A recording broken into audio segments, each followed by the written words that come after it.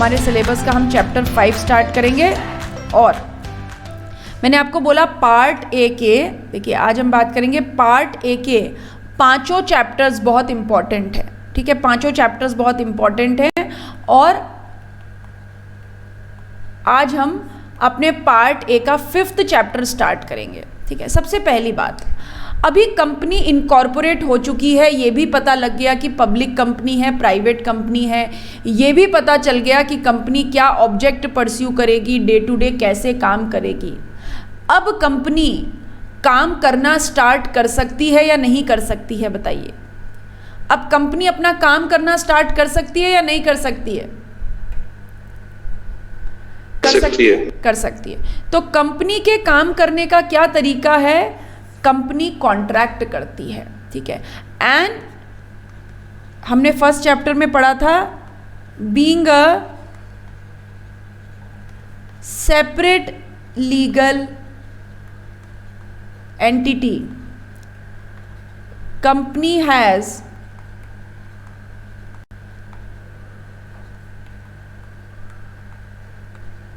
Statutory right, ठीक है। किस बात का स्टैट्यूटरी राइट है? To contract. कंपनी कॉन्ट्रैक्ट कर सकती है, कंपनी के पास क्या होते हैं?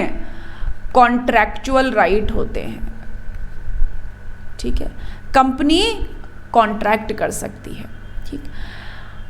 कंपनी के इनकॉर्पोरेशन के बाद जब कंपनी कॉन्ट्रैक्ट करेगी, ठीक है, कंपनी के इनकॉर्पोरेशन के बाद, कॉन्ट्रैक्ट आफ्टर इनकॉर्पोरेशन, कंपनी के इनकॉर्पोरेशन के बाद जो कंपनी कॉन्ट्रैक्ट करेगी उसके लिए कौन रिस्पॉन्सिबल है, बताइए। Who is responsible for post incorporation contracts? Who would be the responsible? Company. Definitely company. Company shall be only responsible. And if such contracts are ultra vires, then directors. अगर वो contract ultra vires हुए तो फिर directors shall be personally liable, ठीक है। लेकिन company के incorporation से पहले के सारे काम कौन करता है?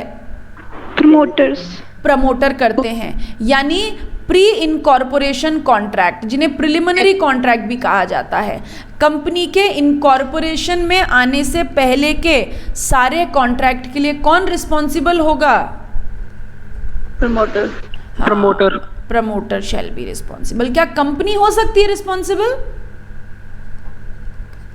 कंपनी तो बनी नहीं है ना अभी तक। कंपनी तो एग्जिस्टेंस में आई ही नहीं है, तो जो दुनिया में ही नहीं उसको कैसे जिम्मेदारी दे दें, उसकी रिस्पॉन्सिबिलिटी नहीं है। तो दो तरीके के contract, pre incorporation, post incorporation.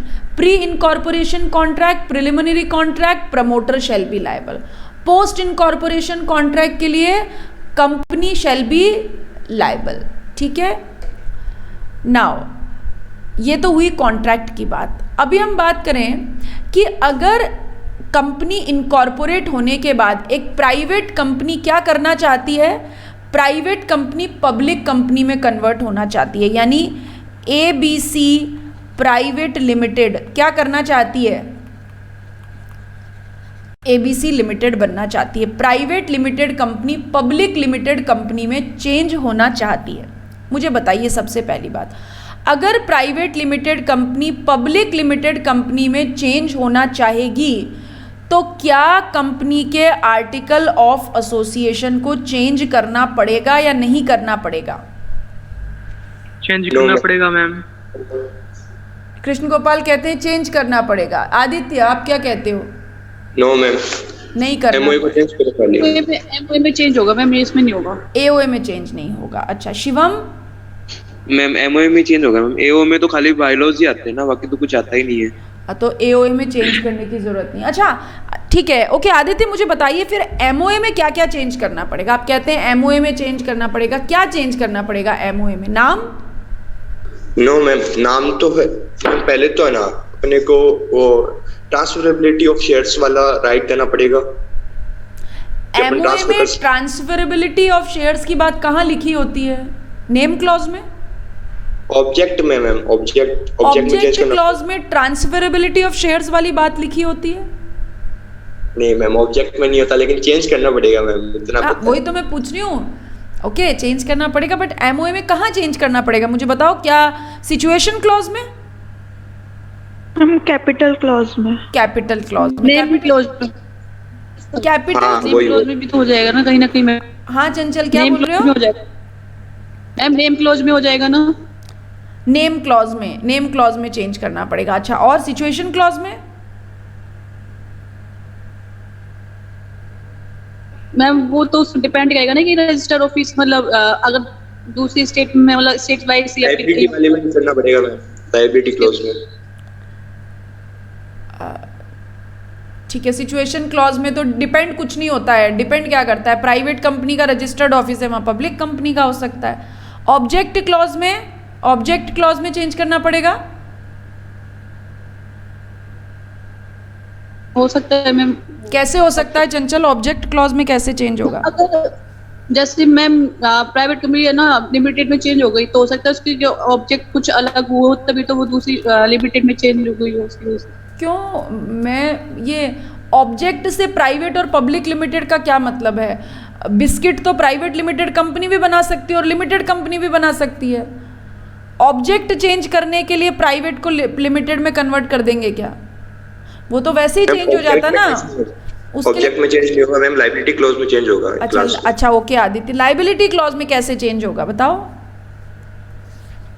मेरा आंसर तो मैम यही होगा कि नेम क्लोज भी चेंज होगा। अभी आप ही बोले चंचल ऑब्जेक्ट क्लॉज में भी चेंज होगा। हाँ जी मैम, मैंने बोला था बट मैं बोल रही हूँ नेम क्लोज में ही चेंज अच्छा, होगा। अभी चंचल ने तो अपनी पलटी मार ली और चंचल कहती है केवल नेम क्लॉज में चेंज होगा। ओके फाइन, ठीक है। हाँ आदित्य, लाइबिलिटी क्लॉज में कैसे चेंज होगा, क्या जरूरत है, मतलब आप बताइए मुझे, लाइबिलिटी क्लॉज में क्या चेंज करें हम? इसीलिए यस आदित्य, आप बोलोगे वैसा चेंज कर देंगे, बताओ।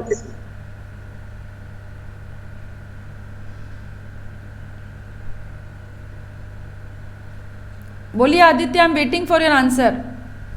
अरे मैम गलती से निकल गया, मैं भी पलटी मार रहा हूँ। अच्छा ठीक है, आप भी पलटी मार रहे हो, ओके अलाउड है, ओके ठीक है। और कैपिटल क्लॉज बदलने की जरूरत है? No ma'am. नहीं, कैपिटल क्लॉज भी बदलने की जरूरत नहीं है। क्या फर्स्ट सब्सक्राइबर बदलने की जरूरत है? सब्सक्रिप्शन क्लॉज बदलने की जरूरत है?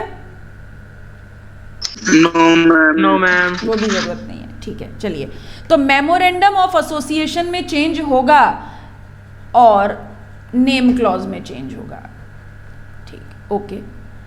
आर्टिकल ऑफ एसोसिएशन को चेंज करें या ना करें? No ma'am.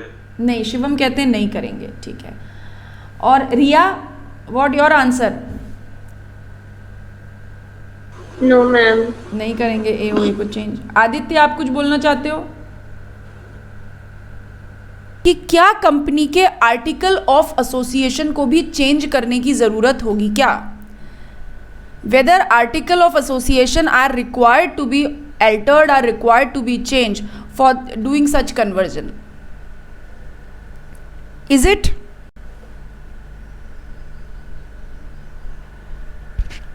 No ma'am. नहीं, आई थिंक तो शिवम कहते हैं नहीं होगी आर्टिकल्स को चेंज करने की जरूरत। आकाश, व्हाट इज योर से, होगी या नहीं होगी? No ma'am. नहीं होगी, ओके। चंचल, जी मैम।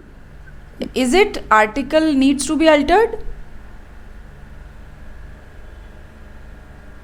हो सकते हैं क्योंकि रूल रेगुलेशन मतलब चेंज हो सकता है। एक प्राइवेट और लिमिटेड एक प्राइवेट और गवर्नमेंट मतलब सॉरी प्राइवेट और लिमिटेड के ना पब्लिक कंपनी में तो रूल्स में तो थोड़ा डिफरेंस तो होता ही होगा। आदित्य, आप क्या बोलते हो?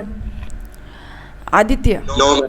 नहीं होगी। अच्छा, आपको याद है जब हमने प्राइवेट कंपनी पढ़ी थी तब हमने बात की थी कि किसी भी प्राइवेट कंपनी को प्राइवेट कंपनी बने रहने के लिए सेक्शन 2 सबसेक्शन 68 की कंडीशंस को कंप्लाई करना पड़ता है। Minimum paid up capital as may be prescribe, और आर्टिकल ऑफ एसोसिएशन में 3 बातें लिखी होनी चाहिए। Minimum member 2, maximum 200, restrict the right to transfer it shares and prohibition on issuing of prospectus. मैंने आपको जब डेफिनेशन पढ़ाई थी, प्राइवेट कंपनी पढ़ाई थी, तो मैंने बोला था कि प्राइवेट कंपनी बने रहने के लिए एओए में ये बातें लिखी होनी ज़रूरी है।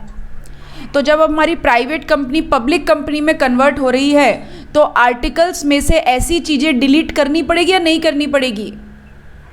करनी पड़ेगी मैम। करनी Yes, पड़ेगी। ma'am. तो आर्टिकल को क्या करना पड़ेगा? चेंज करना Change. पड़ेगा। हाँ, अल्टरेशन ऑफ AOA। और किस तरीके से अल्टरेशन करना पड़ेगा कि 2 सबसेक्शन 68 की कंडीशंस को डिलीट कर दिया जाए और 2 सबसेक्शन 71 की कंडीशंस को इनकॉर्पोरेट कर लिया जाए, आर्टिकल ऑफ एसोसिएशन में चेंज करना पड़ेगा। ठीक है। अब नाउ क्या सेंट्रल गवर्नमेंट की किसी अप्रूवल की ज़रूरत है? क्या नाम चेंज करने के लिए सेंट्रल गवर्नमेंट की अप्रूवल की ज़रूरत पड़ेगी?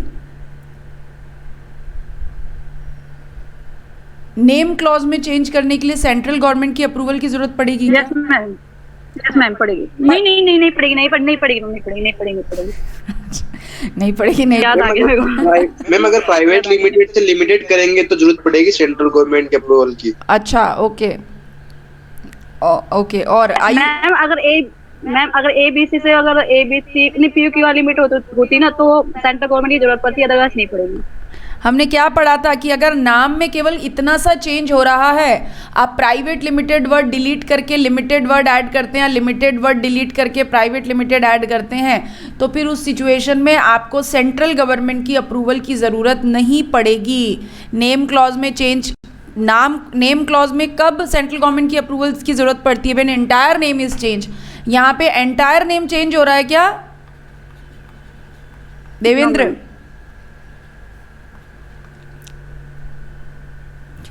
देखिए, पुराने पाप ना हमेशा धोने पड़ते हैं।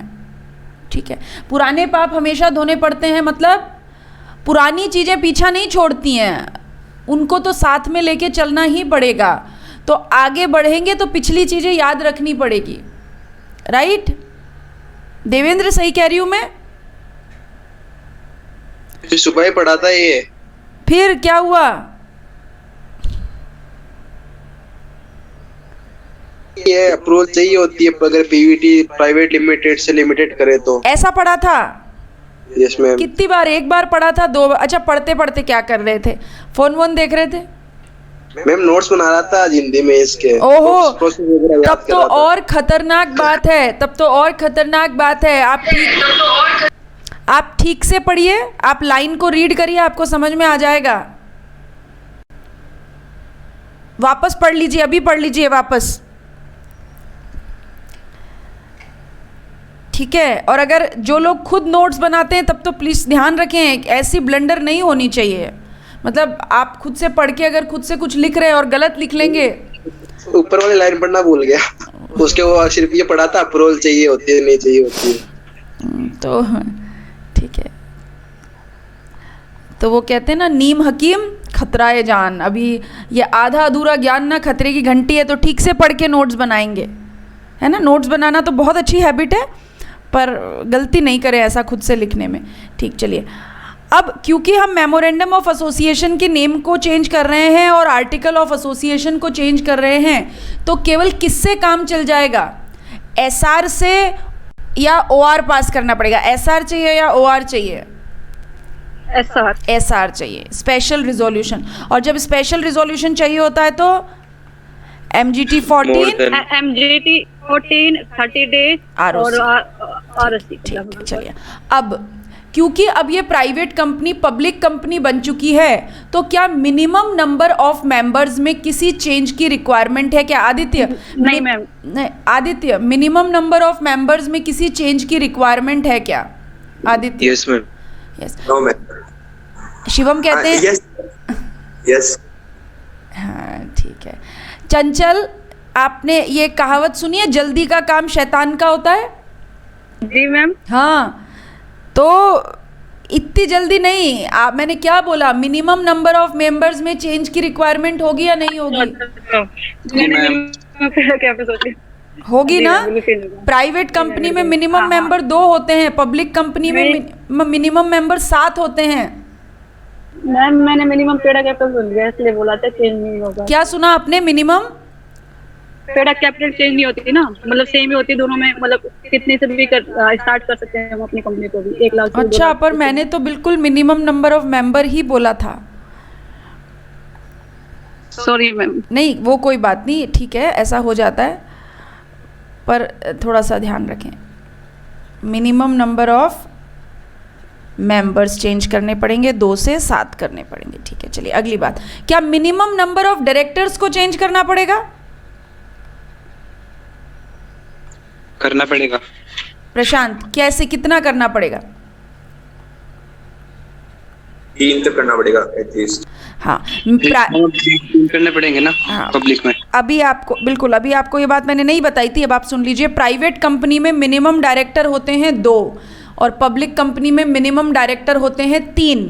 तो जब प्राइवेट कंपनी पब्लिक कंपनी में कन्वर्ट होगी तो डायरेक्टर्स की संख्या 2 से बढ़ा के कितनी करनी पड़ेगी? 3, ठीक है। मिनिमम 3 डायरेक्टर चाहिए। अगली बात, क्या मैक्सिमम नंबर ऑफ डायरेक्टर्स में चेंज करना पड़ेगा? चेंज होगा मैम। मैक्सिमम नंबर में, मैक्सिमम नंबर ऑफ नहीं होगा मैम। डायरेक्टर्स नहीं होगा मैम। No, ma'am. क्या मैक्सिमम नंबर ऑफ मेंबर्स में चेंज होगा? Yes ma'am. Shivam, yes ma'am. वापस से सुनिए, क्या मैक्सिमम नंबर ऑफ मेंबर्स में चेंज होगा क्या? यस मैम होगा। अच्छा, प्राइवेट कंपनी में मैक्सिमम मेंबर 200 रखने जरूरी हैं। अगर पब्लिक कंपनी में मैं 200 मेंबर रखना चाहूँ तो कोई प्रॉब्लम है?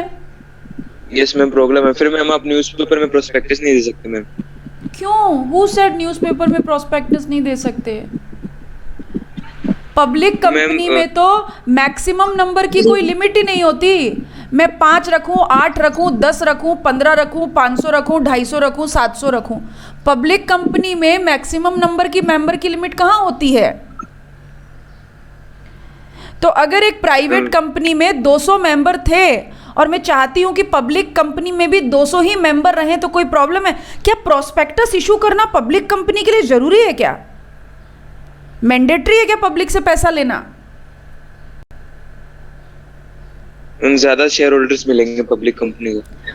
अगर उसको मतलब शेयर कैपिटल के थ्रू फंड रेज करना है तो कर सकती है ना। अदरवाइज तो अगर मान लीजिए एक पब्लिक कंपनी में 7 ही मेंबर रहे, केवल 7, तो कोई प्रॉब्लम है? कोई प्रॉब्लम नहीं है। तो 200 रहे तो क्या प्रॉब्लम है? मैक्सिमम नंबर ऑफ मेंबर्स की लिमिट में कोई चेंज नहीं होगा।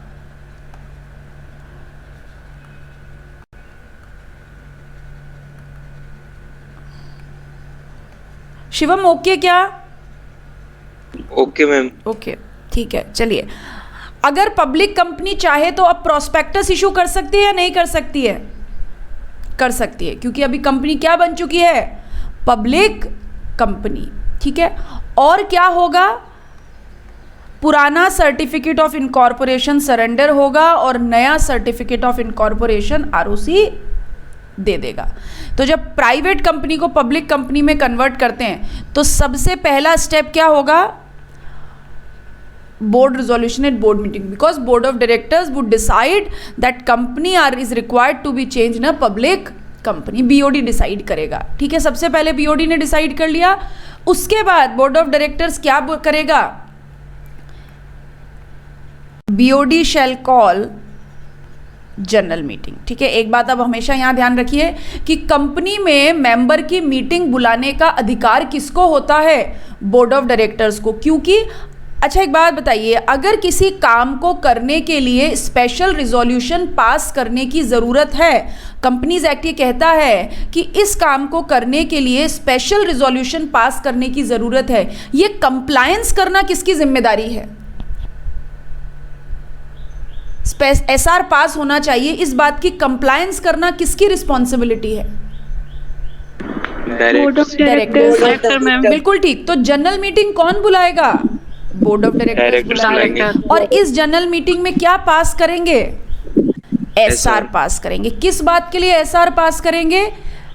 आर्टिकल्स को चेंज करने के लिए और नेम को चेंज करने के लिए। और जब नाम चेंज हो जाएगा तो बदला हुआ एमओए भी आरओसी को देना पड़ेगा। अब क्योंकि एसआर पास हुआ है तो एमजीटी 14 30 डेज में फाइल होगा।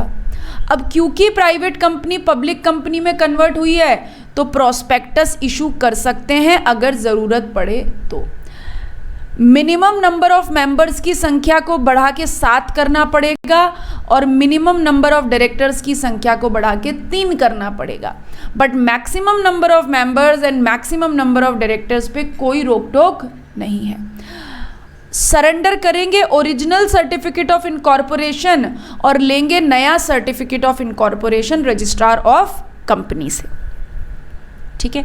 और जब एक कंपनी पब्लिक कंपनी में कन्वर्ट हो जाएगी, किस दिन से, जिस दिन से स्पेशल रिजोल्यूशन पास हुआ है, लेकिन उस एबीसी प्राइवेट लिमिटेड को एबीसी लिमिटेड कब से कहा जाएगा, जब आरओसी नया सर्टिफिकेट ऑफ इनकॉर्पोरेशन देता है, क्योंकि कंपनी की आइडेंटिटी का प्रूफ क्या है, सर्टिफिकेट ऑफ इनकॉर्पोरेशन। तो जब आरओसी नया सर्टिफिकेट ऑफ इनकॉर्पोरेशन दे देगा, उस दिन से बिल्कुल दुनिया जहान के लिए कंपनी क्या मानी जाएगी, पब्लिक कंपनी मानी जाएगी, ठीक है।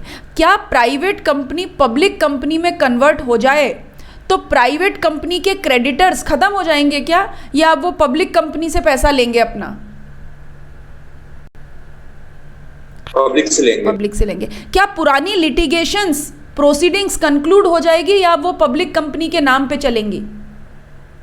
पब्लिक कंपनी के नाम पे चलेंगे, ठीक है। तो प्राइवेट से पब्लिक कंपनी में कन्वर्ट होने से कोई नई कंपनी एग्जिस्टेंस में नहीं आती, पुरानी ही कंपनी है, पुराने लिटिगेशंस, पुराने क्रेडिटर्स सब वैसे ही कैरी ऑन करेंगे, कोई नई कंपनी एग्जिस्टेंस में नहीं आई। ये कन्वर्जन आपको समझ में आ गया? इसमें कोई डाउट है तो पूछ लीजिए।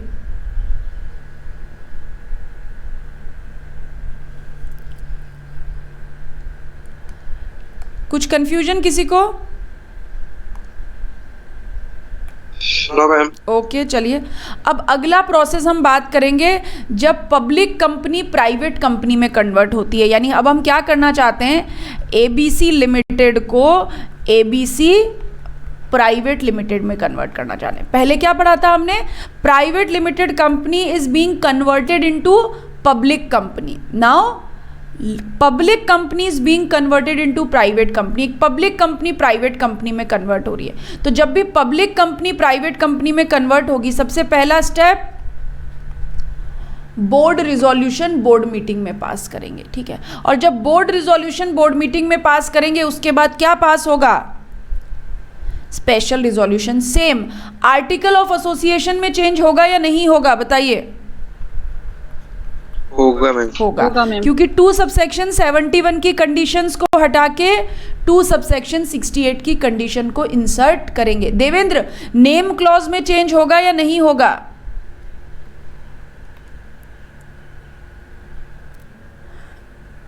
नेम क्लॉज में बदलाव होगा या नहीं होगा? मैम अगर पब्लिक कंपनी से प्राइवेट हो तो सिर्फ वहाँ होगा मैम चेंज, प्राइवेट लिमिटेड हो जाएगा। हाँ, सेंट्रल गवर्नमेंट की अप्रूवल चाहिए? No ma'am. नहीं चाहिए, सेंट्रल गवर्नमेंट की अप्रूवल नहीं चाहिए, ठीक है। एमओए में तो बदलाव होगा क्योंकि नाम चेंज हो रहा है, तो नया एमओए बदलना पड़ेगा। नाउ अभी तक हमने क्या पढ़ा कि जब भी कंपनी के आर्टिकल ऑफ एसोसिएशन में चेंज होगा, पब्लिक से प्राइवेट लिमिटेड में कन्वर्ट होने के कारण या प्राइवेट से पब्लिक लिमिटेड में कन्वर्ट होने के कारण या किसी भी कारण से अगर कंपनी के आर्टिकल ऑफ एसोसिएशन में चेंज होता है, तो what is the requirement, company के एओए को हम कैसे चेंज कर सकते हैं? 1 लाइन फॉर्मूला क्या है, कैसे चेंज कर सकते हैं एसआर को, मतलब एओए को? एसआर पास करके, राइट, स्पेशल रिजोल्यूशन पास करके एओए को चेंज कर सकते हैं। लेकिन अब ध्यान से सुनिए मैं क्या बोल रही हूँ, लेकिन कभी भी अगर पब्लिक कंपनी को प्राइवेट में कन्वर्ट किया जाता है, क्या किया जाता है, पब्लिक कंपनी को अगर प्राइवेट कंपनी में कन्वर्ट किया जाता है, तो आर्टिकल ऑफ एसोसिएशन में चेंज के लिए एसआर तो चाहिए ही चाहिए, साथ में ट्रिब्यूनल की अप्रूवल भी चाहिए। क्या चाहिए? एसआर तो चाहिए ही चाहिए, साथ में ट्रिब्यूनल की अप्रूवल भी चाहिए। केवल कब? जब आर्टिकल ऑफ एसोसिएशन को क्यों चेंज किया जा रहा है, पब्लिक कंपनी प्राइवेट में कन्वर्ट हो रही है, इसलिए। क्लैरिटी, बात समझ में आ गई? Yes ma'am. ओके, ठीक है। अब क्योंकि एसआर पास हुआ है, तो एमजीटी 14 30 दिन में किसको देना पड़ेगा? आरओसी को देना पड़ेगा, अब मैंने अभी आपको क्या बोला, ये आप काट दीजिए, थर्ड पॉइंट आप काट दीजिए। नाउ क्या मिनिमम नंबर ऑफ मेंबर्स में कोई बदलाव करना पड़ेगा क्या? इस पड़ेगा मैम। हम पब्लिक से प्राइवेट में कन्वर्ट हो रहे हैं, क्या मिनिमम नंबर ऑफ मेंबर्स में? यस चंचल, कम होगा बिल्कुल, उसमें 7 थे मिनिमम, इसमें 2 हो जाएंगे ना फिर। अच्छा okay. Riya, are you there? आप हो रिया क्लास में? Yes ma'am. हाँ Riya, minimum number of members में चेंज की रिक्वायरमेंट है?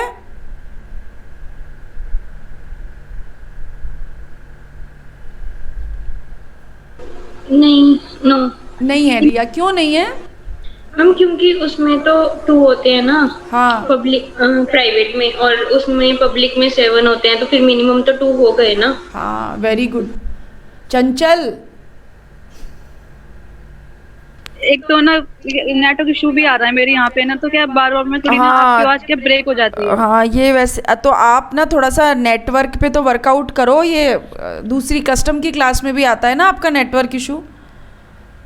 मेरी कस्टम की क्लास नहीं है, बस लोग। अच्छा तो फिर हाँ, आपके नेटवर्क इशू आता है, थोड़ा सा वर्कआउट करो अपने नेटवर्क पे, है ना, दूसरा चेंज कर लो, किसी और के फ़ोन से कनेक्ट कर लो।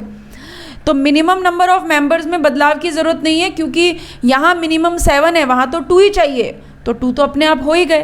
क्या मिनिमम नंबर ऑफ डायरेक्टर्स में चेंज करना पड़ेगा? क्या मिनिमम नंबर ऑफ डायरेक्टर्स में चेंज करना पड़ेगा शिवम? No ma'am. नहीं करना पड़ेगा, क्योंकि वहाँ मिनिमम 3 चाहिए होते हैं, यहाँ तो 2 ही चाहिए होते हैं, हो गया काम, ठीक है। क्या मैक्सिमम नंबर ऑफ मेंबर्स में चेंज करना पड़ेगा? करना पड़ेगा। Yes ma'am. करना पड़ेगा, क्योंकि यहाँ कितने होते हैं?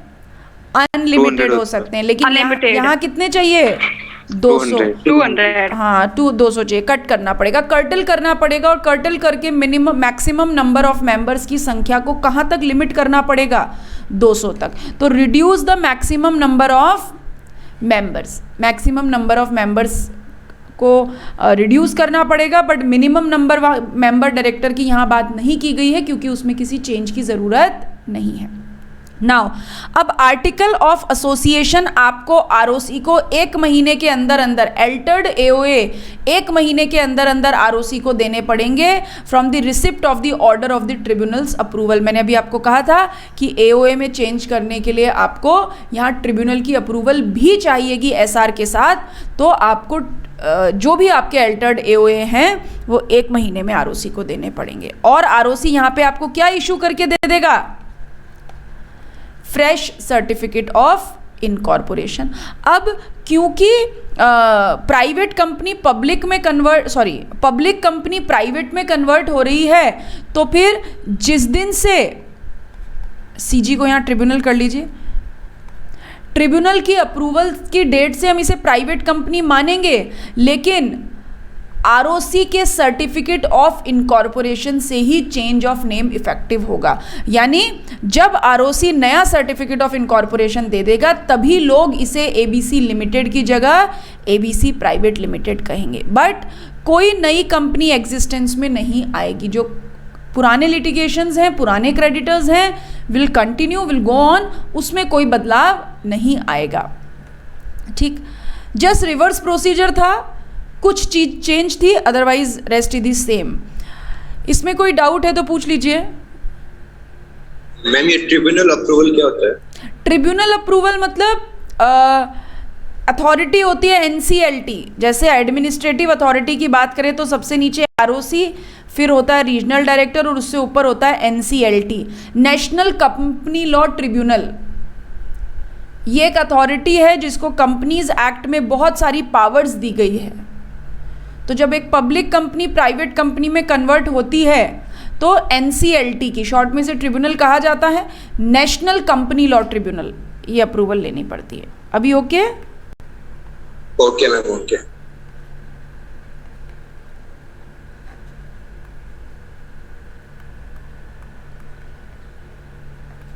ठीक, now conversion of section 8 company to any other kind of company. अभी हम क्या कर रहे हैं? सेक्शन 8 कंपनी को, सेक्शन 8 कंपनी का मतलब कौन सी कंपनी? एनपीओ। हाँ, नॉन, बिल्कुल ठीक, नॉन प्रॉफिट। हाँ, very good, non profit making company. तो अब हम नॉन प्रॉफिट मेकिंग कंपनी को any other kind of company में कन्वर्ट करना चाहते हैं। Any other kind of company का मतलब कोई भी पब्लिक प्राइवेट जैसा भी हम करना चाहें, दूसरी कंपनी में हम कन्वर्ट करना चाहते हैं। तो ये सबसे पहले डिसीजन कौन लेगा? Board resolution at board meeting. उसके बाद क्या पास करना पड़ेगा? एसआर जनरल मीटिंग में, क्योंकि मेंबर की अप्रूवल लेनी पड़ेगी कि एक नॉन प्रॉफिट मेकिंग कंपनी को दूसरी प्रॉफिट मेकिंग कंपनी में हम कन्वर्ट करना चाहते हैं। ठीक है, अब क्या करना पड़ेगा?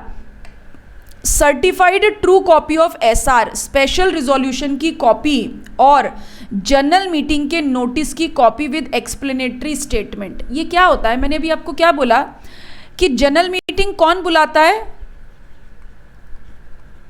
Board of director general meeting बुलाते हैं। तो जनरल मीटिंग बुलाने के लिए क्या board of director her member के घर पे फोन करें कि भाई आ जाना, इस दिन जनरल मीटिंग है? This should be the manner of calling general meeting? नहीं। तो board of director general meeting कैसे कॉल करते हैं? Send notice to members. वो एक मेंबर्स को नोटिस भेजते हैं। किस बात का नोटिस?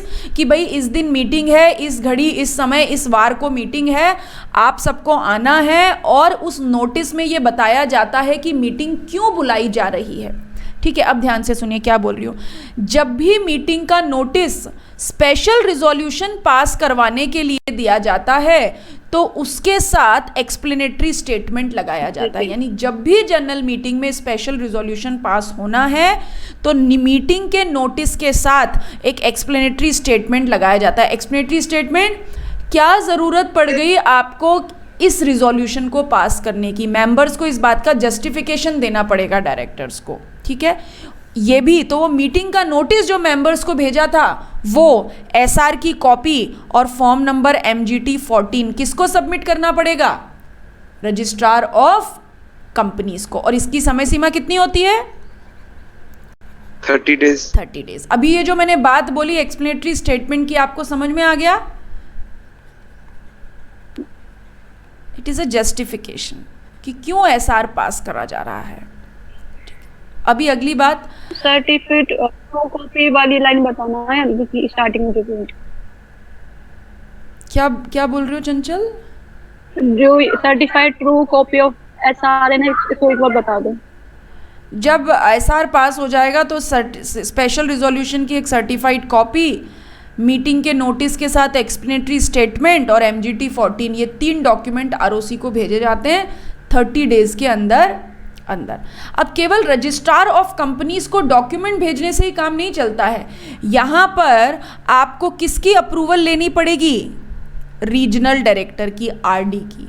अब RD की अप्रूवल मतलब आप नॉन प्रॉफिट मेकिंग कंपनी को क्योंकि प्रॉफिट मेकिंग कंपनी में कन्वर्ट करना चाहते हैं तो आपको एप्लीकेशन देनी पड़ेगी रीजनल डायरेक्टर को, और फीस के साथ और स्पेसिफाइड डॉक्यूमेंट्स के साथ। और आप RD के पास एप्लीकेशन लेके गए हैं, इस बात की जानकारी ROC को भी देंगे। यानी एप्लीकेशन की एक कॉपी ROC के पास भी जाएगी ताकि जिस ROC ने आपको नॉन प्रॉफिट मेकिंग कंपनी का सर्टिफिकेट ऑफ इनकॉर्पोरेशन दिया था उस ROC के नॉलेज में भी ये बात आ जाए कि अब ये non profit making company profit making company में कन्वर्ट हो रही है।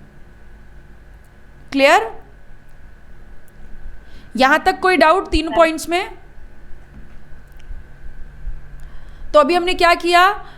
बोर्ड रिजोल्यूशन पास किया, स्पेशल रिजोल्यूशन पास किया, ROC को बात बता दी और RD को एप्लीकेशन दे दी। नाउ अब बॉल किसके हाथ में? जब हम RD को एप्लीकेशन दे देंगे तो बॉल किसके हाथ में आ गई? RD के हाथ में आ गई। नाउ अब RD क्या करेगा? 1 हफ्ते के अंदर मतलब जब हमने एप्लीकेशन दी उसके 1 हफ्ते के अंदर RD ये बोलेगा कंपनी को कि जब आप हमारे पास एप्लीकेशन लेके आए हैं उसके 1 हफ्ते के अंदर कंपनी को क्या करना होगा? इस बात का नोटिस पब्लिश कर देना होगा कि हमने आरडी को एप्लीकेशन दे दी है और उस नोटिस की एक कॉपी आरडी को भी देनी है। क्यों, ऐसा क्यों? देखिए, नॉन प्रॉफिट मेकिंग कंपनी एक ऐसी कंपनी है जिसमें लोगों ने पैसा लगाया था किसी नॉन प्रॉफिट मेकिंग ऑब्जेक्ट के लिए, मतलब चैरिटी दी होगी, डोनेशन दिया होगा। अब अचानक से डायरेक्टर्स ये बोलते हैं कि नहीं नहीं, अब तुम्हारे डोनेशन को हम ना प्रॉफिट मेकिंग कंपनी में काम लेंगे। तो क्या उन लोगों को ये बात पता होनी चाहिए या नहीं होनी चाहिए कि company has taken a decision for such conversion? मैंने आज उस नॉन प्रॉफिट मेकिंग कंपनी को डोनेशन दिया था, मेरे को पता होना चाहिए, नहीं होना चाहिए? पता होना चाहिए मैम। तो जिस दिन आरडी को एप्लीकेशन दी जाएगी उसके एक हफ्ते के अंदर अंदर कंपनी इस बात का न्यूज़पेपर में नोटिस पब्लिश करेगी और आरडी को भी इस नोटिस की कॉपी भेजेगी कि देखो, हमने जनता को भी बता दिया है कि हम ऐसा डिसीजन ले रहे हैं। अब ये और कंपनी की और क्या जिम्मेदारी है? कंपनी इसकी कॉपी, इस पब्लिकेशन की कॉपी एप्लीकेशन की कॉपी के साथ और अदर रिक्वायर्ड डॉक्यूमेंट्स के साथ जो भी chief commissioner of income tax हैं या चैरिटी कमिश्नर हैं या चीफ सेक्रेटरी ऑफ स्टेट हैं या कोई भी अदर जुरिस्डिक्शनल अथॉरिटी, मतलब मैं इनको नाम दे दूं एप्रोप्रिएट अथॉरिटीज़ या रेलेवेंट अथॉरिटीज़, एप्रोप्रिएट अथॉरिटीज़ को भी इस एप्लीकेशन की कॉपी जो हमने आरडी को दी थी और न्यूज़पेपर में नोटिस की कॉपी दी जाएगी। क्यों? क्योंकि अगर उन लोगों का, उन रेगुलेटरी अथॉरिटीज़ का भी अगर कोई ऑब्जेक्शन है तो वो आरडी को दे दें। तो ये जो जितनी भी अथॉरिटीज़ को हमने चिट्ठी भेजी है, उन अथॉरिटीज़ को अगर कोई ऑब्जेक्शन है तो वो अपना रिप्रेजेंटेशन किसको दे सकती है?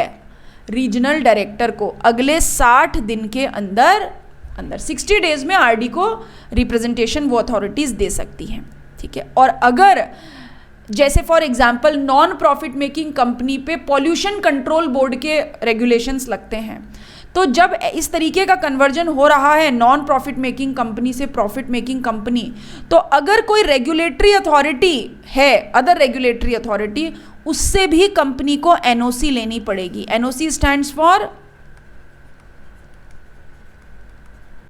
No objection certificate. यानी अगर board of director non profit making company को प्रॉफिट मेकिंग कंपनी में कन्वर्ट करना चाहते हैं तो घर में भी अप्रूवल लेनी है, बाहर भी अप्रूवल लेनी है। मतलब घर में मेंबर से अप्रूवल लेनी है और बाहर रेगुलेटरी अथॉरिटीज से और अदर अथॉरिटीज से अप्रूवल लेनी है, ठीक है।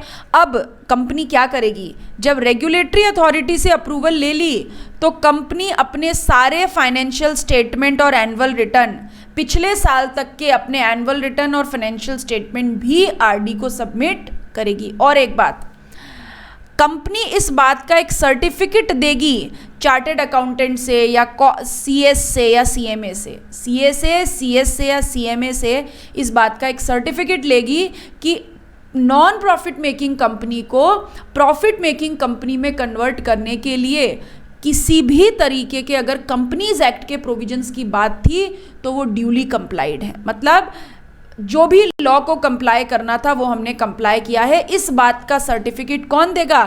प्रैक्टिसिंग प्रोफेशनल्स देंगे। It may be CA, it may be CS, it may be CMA, कोई भी दे सकता है, ठीक है। अब इतना सारा मसाला आपने आरडी के हाथ में पहुंचा दिया। Now RD is able to take decision और नॉट। अब आरडी डिसीजन ले सकता है या नहीं ले सकता है? Yes ma'am. अब आरडी डिसीजन ले सकता है। तो RD may give is approval, but क्या आरडी के सर पे तलवार लटकी है क्या कि हाँ बोलनी ही बोलनी है? नहीं, नो मैम। आरडी चाहे तो रिजेक्ट करेगा या अप्रूव करेगा। अगर रिजेक्ट कर दिया तो काम तमाम, और अगर अप्रूव कर दिया तो आरडी अपने ऑर्डर की कॉपी देगा subject to terms and condition. जो भी टर्म्स एंड कंडीशन आरडी को लगानी है वो भी आरडी लगाएगा, ठीक है। अब कंपनी को अपने ऑब्जेक्ट क्लॉज में चेंज करना पड़ेगा या नहीं करना पड़ेगा? एमओए के ऑब्जेक्ट क्लॉज में करना पड़ेगा मैम। करना पड़ेगा, क्योंकि अभी नॉन प्रॉफिट मेकिंग ऑब्जेक्ट थे, अब कंपनी प्रॉफिट कमा रही है। एओए में भी चेंज करना पड़ेगा, ठीक है। तो कंपनी एसआर पास करेगी अपने एमओए और एओए को चेंज करने के लिए, और कंपनी आरओसी को, ठीक है, सबमिट करेगी क्या क्या? आरडी के अप्रूवल की कॉपी, क्योंकि आरओसी को उसे बताना पड़ेगा ना कि जो तुमने हमें नॉन प्रॉफिट मेकिंग कंपनी का सर्टिफिकेट ऑफ इनकॉर्पोरेशन दिया था उसको कैंसिल करके हमको अब नया सर्टिफिकेट ऑफ इनकॉर्पोरेशन इशू करके दो। तो आरओसी ऐसा करे इस बात के लिए उसके पास कोई बेस तो होना चाहिए। तो आरओसी को क्या दिया जाएगा, आरडी के ऑर्डर की कॉपी 30 दिन के अंदर अंदर, और एमओए की कॉपी, एओए की कॉपी और डायरेक्टर का डिक्लेरेशन कि हाँ हमने ये सब किया है, कंपनीज एक्ट की कंप्लायंसेस की है। आरओसी इन डॉक्यूमेंट को रजिस्टर कर लेगा और नया सर्टिफिकेट ऑफ इनकॉर्पोरेशन इशू करके दे देगा। This is the process for conversion of non profit making company into any other kind of company. इसमें कोई डाउट इस प्रोसेस में?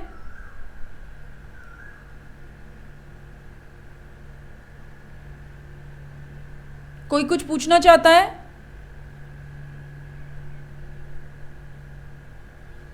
मैम इसमें सेकंड पॉइंट में आरओसी का क्या रोल है? सेकंड पॉइंट में आरओसी का ये रोल है कि जब एसआर पास होता है ना तो स्पेशल रिजोल्यूशन की कॉपी आरओसी को दी जाती है ना, एमजीटी 14 के साथ। बस ये वाली बात है कि एसआर आपने देखिए बोर्ड ऑफ डायरेक्टर ने डिसीजन ले लिया, एसआर पास कर लिया, अब इस एसआर की कॉपी एमजीटी 14 के साथ आरओसी को दे दो, और यहाँ पे एक एक्सप्लेनेटरी स्टेटमेंट एडिशनल देना होता है ताकि आरओसी को पता चल जाए कंपनी में ऐसा कुछ चल रहा है। Okay okay ma'am. और बोलो। हाँ ये आदित्य। हाँ मैम, मैं कह रहा था कि सीओ मतलब जो सर्टिफिकेट ऑफ इनकॉर्पोरेशन है वो खाली आरओसी दे सकता है ना कंपनीज को? आरओसी ही देता है, केवल और केवल आरओसी ही देता है। ओके मैम, ठीक है। देखिए ये सब क्या है ना, ROC, RD, NCLT, ministry India में मिनिस्ट्री ऑफ कॉर्पोरेट अफेयर्स है, mca.gov.in, ministry of corporate affairs. ठीक है, जैसे वित्त मंत्रालय होता है, विदेश मंत्रालय होता है, इसी तरीके से मिनिस्ट्री ऑफ कॉर्पोरेट अफेयर्स है। It is headed by miss Nirmala Sitharaman presently. ठीक है, ये एक बात बताइए, फाइनेंस मिनिस्ट्री का मतलब सेंट्रल गवर्नमेंट है या नहीं है?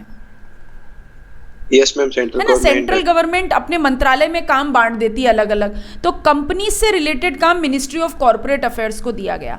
अब क्या कैबिनेट मिनिस्टर निर्मला सीतारमन सारे काम करेंगी क्या? नहीं। No ma'am. ठीक है, तो सेंट्रल गवर्नमेंट ने क्या किया, कॉर्पोरेट अफेयर्स से रिलेटेड काम के लिए एक मिनिस्ट्री बना दी, this is ministry of corporate affairs, उसके ऊपर मंत्री जी को बिठा दिया, दैट इज निर्मला सीतारमन जी। ठीक है, अब सेंट्रल गवर्नमेंट मतलब मिस निर्मला सीतारमन जो सेंट्रल गवर्नमेंट को यहाँ पे रिप्रेजेंट कर रही है, अगर उन्हें इस मिनिस्ट्री में कोई काम कराना है तो कैसे कराएंगी?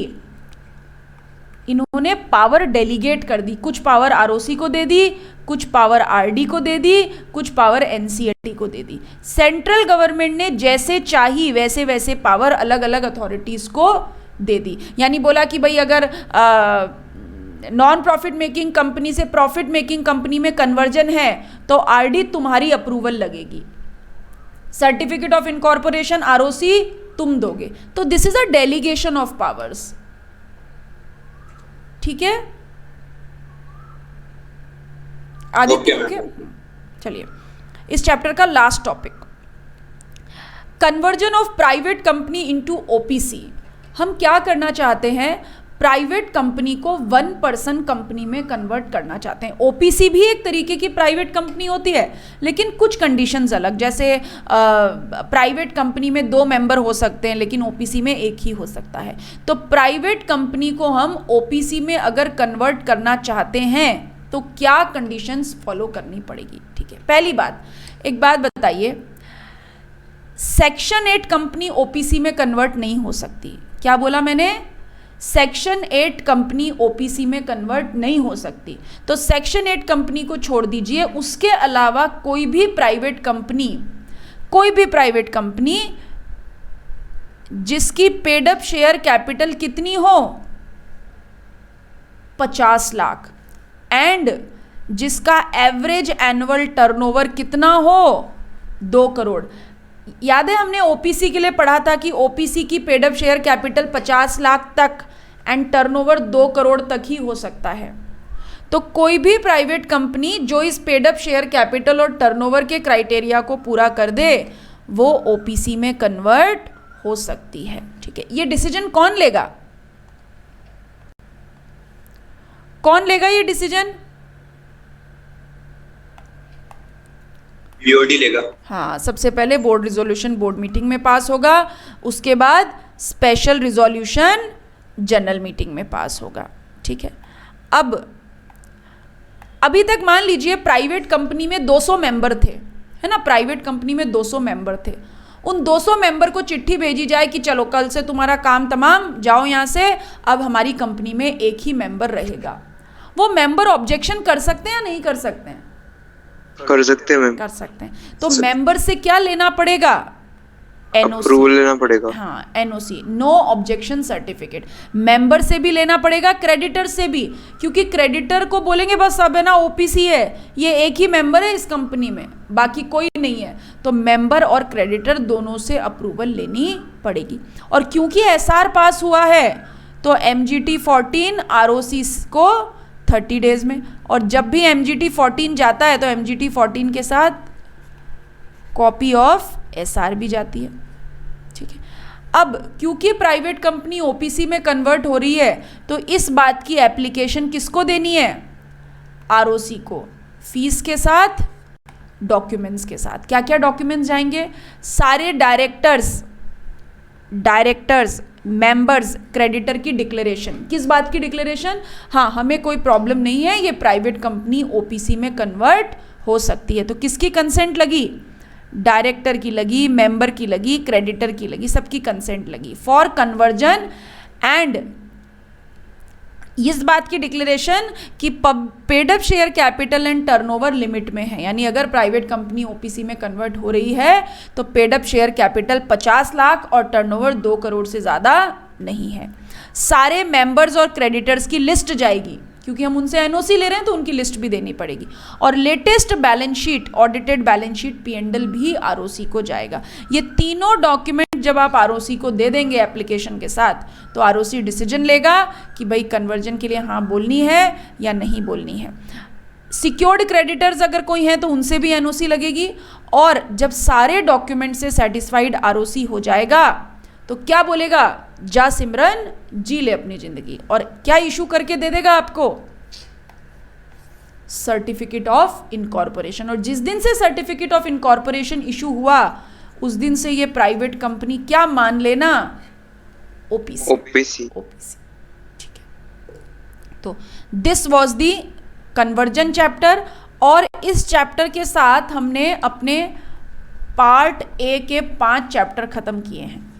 5 चैप्टर खत्म किए हैं, मतलब कंपनी क्या होती है, types of companies, promotion formation, MOA, contracts and conversion, ये 5 चैप्टर हमने खत्म किए हैं part A.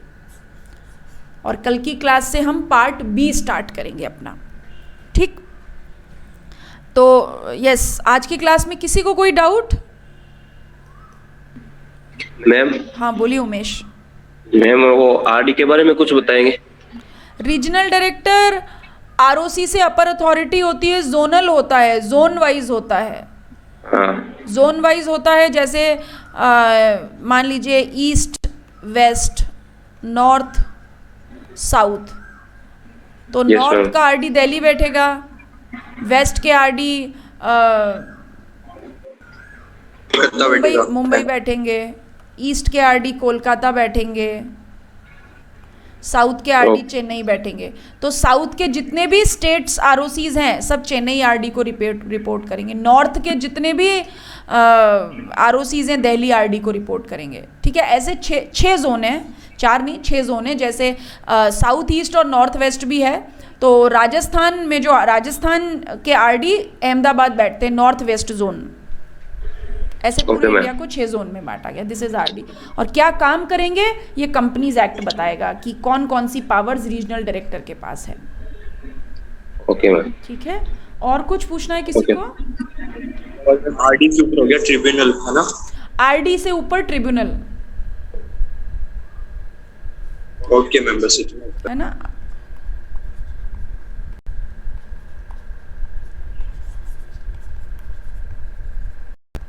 This is administrative authorities. Administrative authority मतलब कंपनीज एक्ट को एडमिनिस्टर करने के लिए अथॉरिटीज बनी हुई हैं।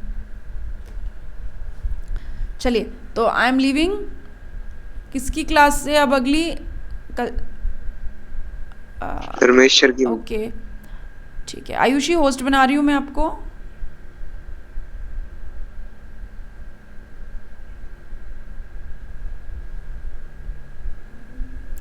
ओके